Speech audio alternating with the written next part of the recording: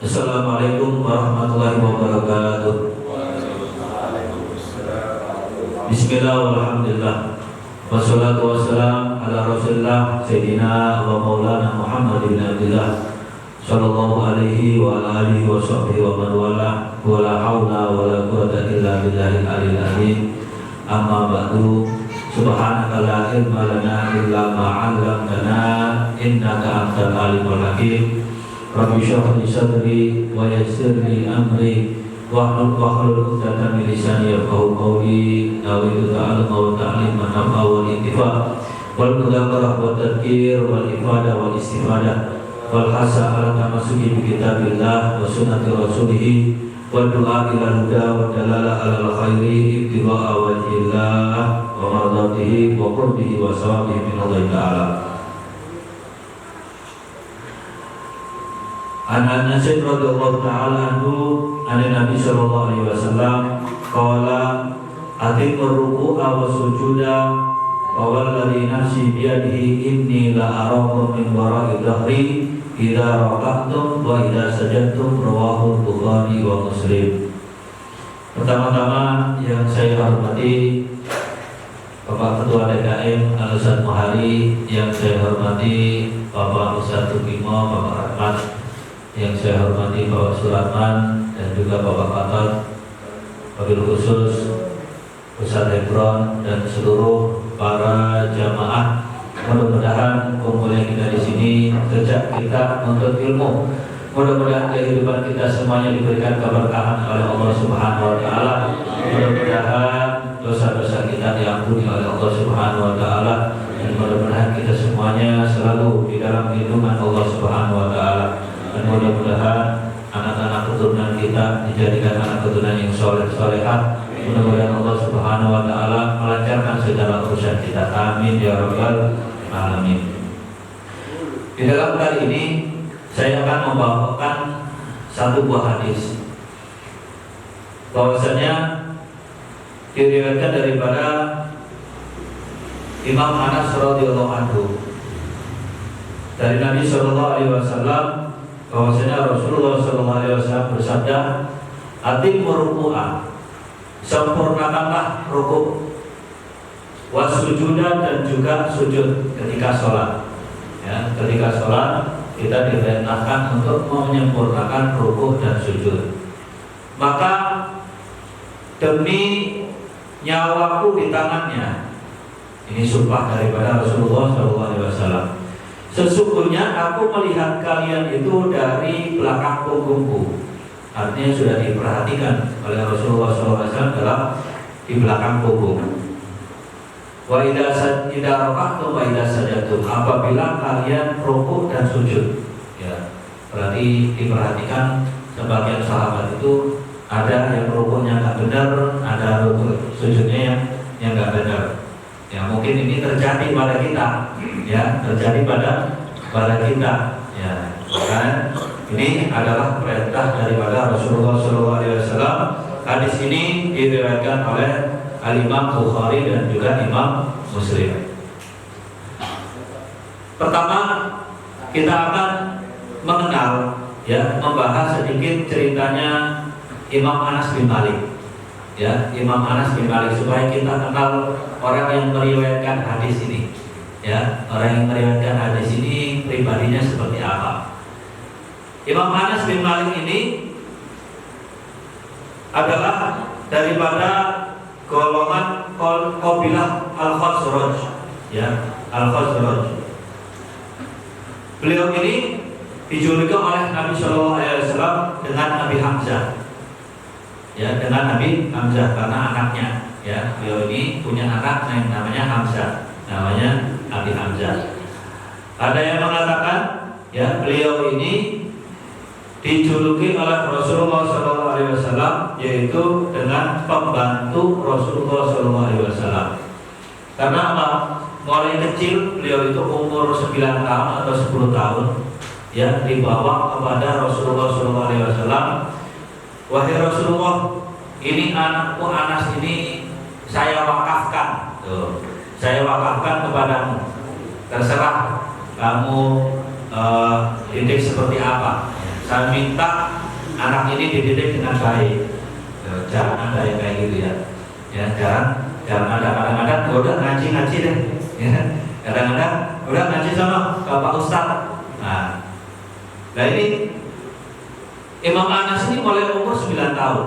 Ya, Imam Anas ini mulai umur 9 tahun dan juga beliau mengatakan sejak aku umur 9 tahun, sejak aku anak-anak, saya itu tidak pernah ya dimarahi oleh Rasulullah SAW. Tidaklah ada sebuah larangan, ya, ada sebuah larangan. Kemudian Rasulullah mengatakan, Rasulullah itu tidak pernah mengatakan kenapa kamu nggak ngindari itu, nggak pernah. Ya.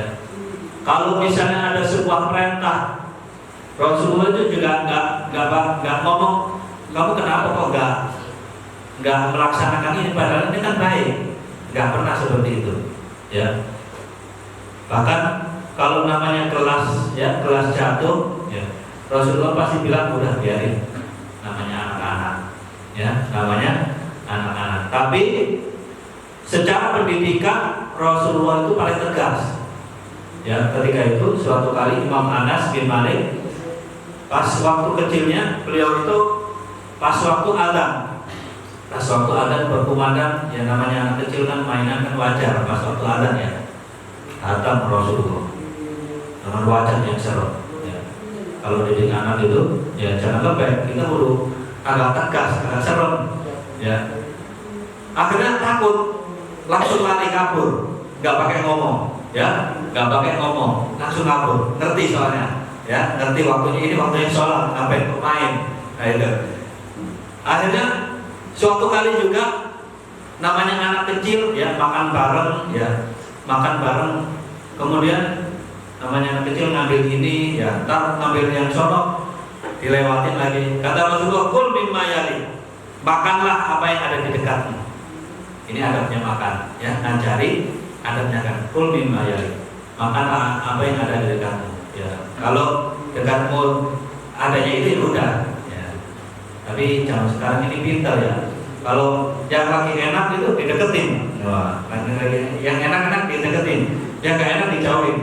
Jadi adabnya pas, ya, adabnya pas yang seperti ini nih. Ya, cuma yang gak enak dikasih temennya. Nah ini enggak kayak gitu juga. Ya boleh, ya kayak gitu juga boleh. Ini adalah sahabat Anas dan beliau ini termasuk seseorang yang istimewa yang mendapatkan doa daripada Rasulullah SAW, yaitu Allahumma aksir malu wa waladu wa atil umruh wa barik lahu wa adkhilul jannah, yaitu ya Allah perbanyaklah hartanya, berkailah hartanya dan juga anaknya. Bahkan dikatakan anaknya Imam Anas ini, ya, beliau mempunyai anak 120 lebih, ya, 120 lebih, satu istri, ya, satu istri. Ya. Kalau namanya, ya, punya anak 120 lebih, wah, udah kayak satu kampung, ya, udah kayak satu kampung. 120 lebih itu anaknya Imam Anas, ya, berkat doa daripada Rasulullah SAW. Kemudian umurnya beliau ini hidup sampai 100 tahun.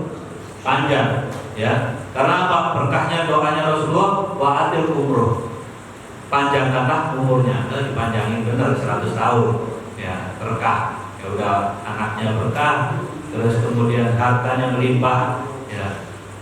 Kemudian wa barik lahu wa adkhilul jannah, dan masukkanlah Imam Anas ini ke dalam surga. Dan beliau ini meninggal di kota Basrah 92 Hijriah, yang termasuk yang mana dia ini termasuk sahabat yang banyak meriwayatkan hadis Nabi SAW, yaitu sebanyak 2286 hadis. Ya, kalau udah Imam Anas, ya ini insya Allah nggak diragukan. Ya, kalau udah Imam Anas nggak diragukan, karena beliau ini ikut kumpul, ya, di rumah tangga Rasulullah SAW. Kemudian hadis ini bahwasanya menunjukkan kenapa Rasulullah SAW memerintahkan untuk rukuk dan sujud ini harus disempurnakan.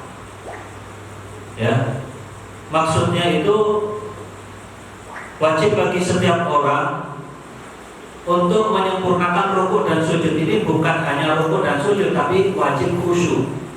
Wajib khusyuk. Ya. Karena apa? Dengan khusyuk ini diterimanya sholat. Adapun khusyuk ini berat. Ayo, siapa yang kira-kira di sini kalau sholat khusyuk itu siapa? Ada yang ngaco nggak? Kalau ada yang ngaco, khusyuk saya rusak sholatnya, saya cium tangannya. Ya. Karena apa? Khusyuk itu susah. Udah urusan hati. Ya. Khusyuk itu urusan hati, susah. Ya. Paling susah itu khusyuk. Ya. Walaupun orang yang udah ngerti kitab, ngerti hadis, tapi kalau udah ngadep suruh khusyuk ini susah. Ya. Karena apa? Urusannya di dalam hati, itu susah. Ya. Cuman khusyuk ini di dalam sholat bisa didapatkan, yaitu apabila kita melaksanakan ada sunnah-sunnah, kemudian memperhatikan rukun-rukunnya. Ini harus kita perhatikan. Ya. Di antaranya apa? Di antaranya tumaninah. Ya, sholat itu harus ada tumaninah. Tumaninah itu berhenti sebentar, ukuran subhanallah. Ya, berhenti sebentar, ukuran subhanallah. Kadang-kadang kalau orang suruh rukuk, ya rukuk itu cepat banget. Ya, Allahu Akbar, Allahu Akbar. Nah, kayak udah burung nempel kayak gini. Ya, kadang-kadang disuruh rukuk, ya Allahu Akbar, dimainin, ya atas bawah, atas bawah, atas bawah. Nah ini nggak boleh. Ya, ini tidak diperbolehkan. Ya, kalau sudah Allahu Akbar, nah ini harus diam. Ya, diam seukuran subhanallah. Karena apa? Karena dianggap kita ini melaksanakan rukun dengan benar, ini seukuran subhanallah. Sujud juga sama. Ya, sujud juga sama. Nah ini daripada sempurnanya sujud, ya sempurnanya sujud, ini dahinya ini harus kebuka. Ya, ini dahinya harus kebuka. Nggak boleh ya ada rambut yang ketutupan. Ya, dahi kita ketutupan rambut. Misalnya memang potongannya kayak gini. Ya, ya kalau sholat ini dirapihin dulu, dirapihin kopiahnya. Nah, ya dirapihin kopiahnya. Jadi dahinya nempel. Bagi perempuan juga sama. Ya, bagi perempuan juga sama, nggak boleh mensujudi mukenahnya. Ya, tidak boleh mensujudi mukenahnya. Karena apa? Kalau mensujudi mukenahnya ini nggak nempel dahi kita ke tempat sujud kita, nggak boleh. Ya, ini harus nempel ke tempat sujud. Nggak boleh ada rambut, nggak boleh ada kopiah. Ya, kadang-kadang kopiahnya, wah, pengennya gaul kali ya. Ya, kopiahnya begini. Ntar kalau diem kayak gini malu, kayak keren. Itu boleh, gaya itu boleh, tapi kita harus perhatian dengan sahnya sholat. Ya, kita harus perhatian dengan sahnya sholat ini. Jadi ini harus nempel ya. Ini harus nempel, tangannya harus nempel. Terus kemudian apa? Kakinya ini harus nekuk ke depan. Ya, nggak boleh nekuk ke belakang. Ya, harus nekuk ke depan. Nah, ini harus perhatikan. Ya, harus nekuk ke depan gini. Nah, ini adalah daripada rukun-rukun sholat. Ya, yang mana kebanyakan orang ini lalai kalau masalah ini, sujud ya sama rukuk. Pengennya cepat banget ya.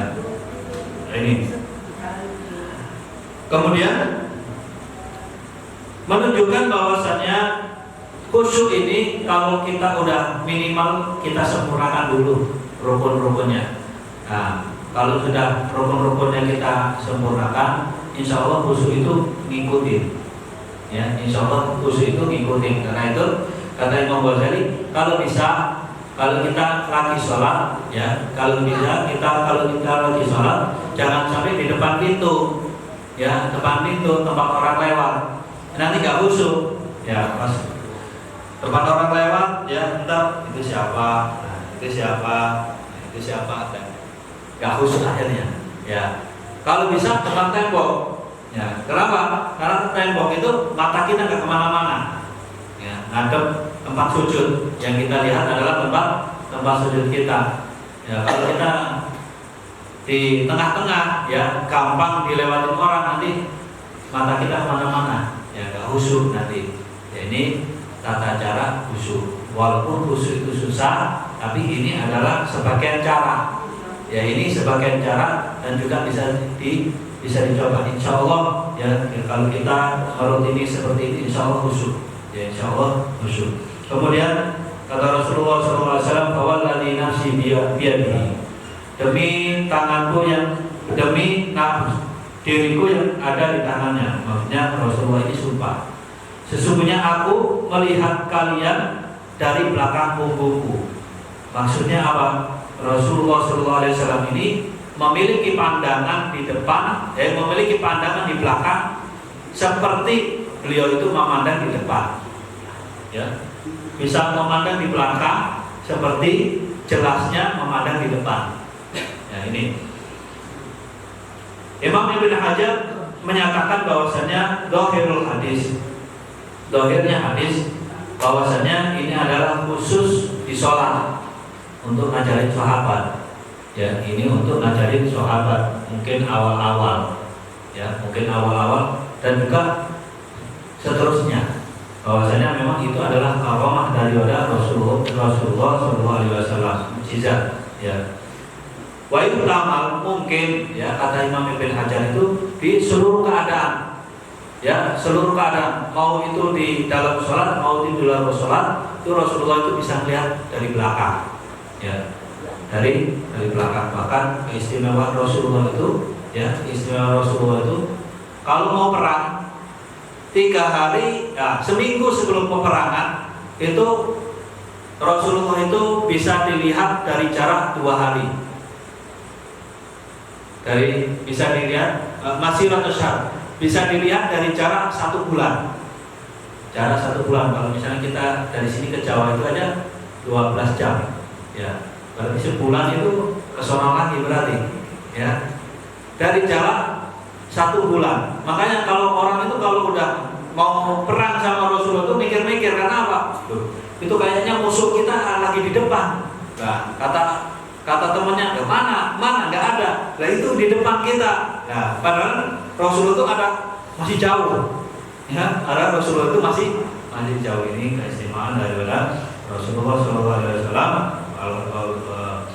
Walhasil, apa yang kita bisa ambil daripada hadis ini adalah perintah, ya, untuk kita melaksanakan khusyuk dan memperhatikan rukuk dan sujud kita, karena 2 itu adalah kebanyakan orang itu melalaikannya. Dan juga Rasulullah melihat dari belakang ketika sholat, berarti Rasulullah itu nggak khusyuk, bukan gitu. Ya. Rasulullah suka melihat sholatnya orang, bukan gitu. Ini mengajarkan kepada sahabatnya untuk supaya para sahabat itu malu apabila mereka itu sholatnya nggak benar, ya sholatnya nggak benar. Karena kalau sudah perintah dari Rasulullah, berarti itu kalau mereka malu kepada Rasulullah, berarti mereka malu kepada Allah Subhanahu wa Ta'ala. Nah, ini adalah yang bisa kita ambil daripada hadis yang sedikit ini. Mudah-mudahan manfaat dan mudah-mudahan Allah Subhanahu wa Ta'ala luruskan hati kita, luruskan pikiran kita. Mudah-mudahan Allah Subhanahu wa Ta'ala berikan, ya, kemanisan ibadah kepada kita yang udah lama ibadah, ya, rasa nikmat ibadah ini kayaknya masih kurang. Ya, mudah-mudahan kita semuanya mendapatkan kemanisan ibadah. Ya, mudah-mudahan kita semuanya mendapatkan tumaninah, yaitu ketenangan ketika ibadah, yaitu mensyukuri kenikmatan-kenikmatan yang diberikan oleh Allah Subhanahu wa Ta'ala. Mungkin sedikit ini, ya, yang bisa saya sampaikan. Akhirul kalam, wassalamualaikum warahmatullahi wabarakatuh. Mari kita tutup majelis ini dengan talqin la ilaha illallah. Mudah-mudahan iman dan Islam kita dikuatkan oleh Allah Subhanahu wa taala. Mudah-mudahan tidaklah tutup umur kita, melainkan itu umur kita, usia kita dengan husnul khatimah. Afdal ma qultu ana wa nabiyuna min qablu la ilaha illallah la